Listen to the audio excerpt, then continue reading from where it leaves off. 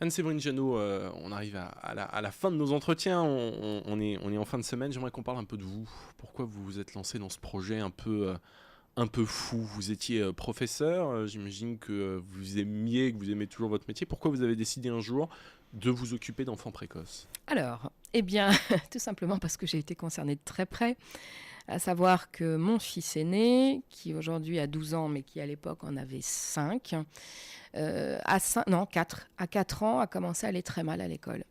C'est-à-dire ne voulant plus y aller, pleurant énormément, une hypersensibilité, ça les caractérise beaucoup aussi, l'hypersensibilité.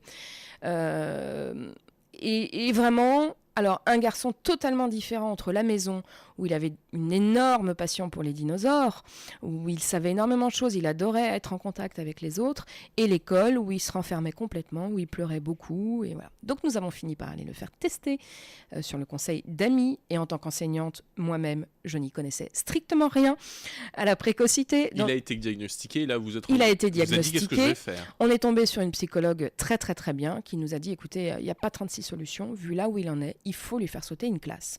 Ça a été extrêmement épineux, compliqué, mais il a pu sauter une classe. Il a passé une année de grande section très très bien, avec une super enseignante, qui n'avait pas compris la précocité, mais qui adorait les enfants, donc tout passait super bien. Et son année de CP a été une catastrophe. Voilà, donc son année de CP, j'ai vu mon fils souffrir énormément d'incompréhension. Et là, je me suis dit, il faut que je fasse quelque chose. Donc c'est parti Voilà, de cette expérience. donc c'est parti de mon fils aîné, en fait. Voilà, tout à fait. Donc, comment tout ça s'est passé? Vous vous avez dit, il faut que je fasse quelque chose, mais d'accord, ça c'est très bien, vous aviez envie de faire quelque chose, et après? Alors, donc ça, c'était il y a quand même pas mal d'années maintenant. J'ai rejoint à l'époque la première école en France qui se créait pour enfants précoces au primaire. J'y ai enseigné pendant 4 ans. Donc vous avez été formé C'est moi qui en fait, c'était la première, hein, je vous ai dit. Donc c'était moi la seule qui avait un diplôme de l'éducation nationale. Au début, j'étais d'ailleurs, on était 2, la directrice et moi-même. Après, on a été d'autres enseignants, mais j'étais toujours la seule avec mon diplôme du public de l'éducation nationale. Et puis ensuite, vous avez créé donc votre école. Et donc, école. en fait, un jour, ça n'était plus en adéquation avec ce que je voulais. Donc, j'ai décidé, de toute façon, comme chemin de vie, de créer ma structure pour mon deuxième garçon, qui, évidemment, suivait les traces de son grand frère. Voilà, donc j'ai créé mon école il y a 2 ans. J'insiste sur le fait que je veux rester une toute petite structure. C'est-à-dire 2 classes, à terme maximum 30 élèves.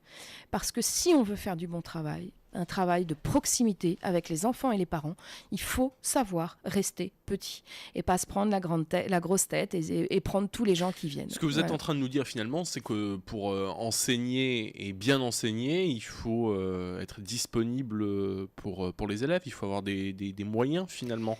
Et c'est un petit peu ce qu'on dit dans l'enseignement traditionnel aussi, ça. Il faut déjà, pour moi, être formé, ou en tout cas avoir l'état d'esprit de s'ouvrir à une particularité qu'on ne connaît pas, qui est la précocité. Mais ça peut être autre chose comme particularité. Mais il faut, en tant qu'enseignant, avoir l'envie d'essayer de comprendre ces élèves-là. Et plein d'enseignants le font très très bien, hein, attention. Hein. Moi, j'ai d'extrêmement bonnes amies enseignantes dans l'éducation nationale de longue date. Et à partir du moment où l'enseignant sait se remettre en cause, après, le problème, c'est que quand vous avez 1, 2 cas dans la classe, c'est difficile à gérer quand vous avez 28, 30 élèves.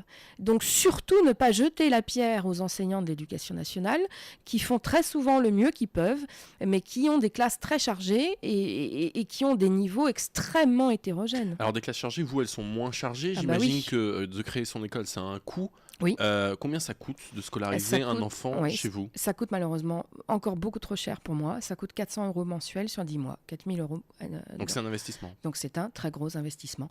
Comment faire pour baisser ce prix-là? Parce que j'imagine que vous essayez de trouver des solutions. Pour baisser ce prix-là, en fait, l'idée pour moi, c'est d'obtenir des subventions. Mais les subventions, ça s'obtient souvent sur le fonctionnement et non pas sur les loyers, la masse salariale, etc. Donc c'est surtout pour moi de créer en ce moment un fonds de solidarité. Puisque l'école est gérée par une association, loi 1901, à but non lucratif. Donc, comme dans toute association, on peut faire des dons. Et voilà, moi, l'idée, elle est là. C'est-à-dire d'essayer de créer un fonds de solidarité afin de pouvoir faire en sorte que la partie financière ne soit pas quelque chose qui exclut certains enfants. Il nous reste quelques secondes. Une satisfaction comme ça. satisfaction. Une image, je sais pas, un enfant, un parcours, une anecdote, quelque chose qui vous donne l'envie de continuer. Ne serait-ce que le sourire de l'enfant. Mais qu'est-ce que c'est beau, un sourire d'enfant. Ou quand l'enfant vous voit à l'autre bout de la cour de récréation, il arrive et il se jette dans vos bras avec un sourire alors qu'il pleurait en début d'année et il voulait plus aller dans une école. Anne-Séverine Jeannot, merci, Merci d'avoir à été vous. notre invitée. Je rappelle que vous êtes la directrice de l'école Talentiel à Vauréal, dans le Val d'Oise, une école donc qui accueille des enfants diagnostiqués précoces. C'est ça. Merci beaucoup. On peut vous joindre comment? Le plus simple, c'est les Internet. coordonnées internet www.talentiel.fr. Merci. Voilà. De rien.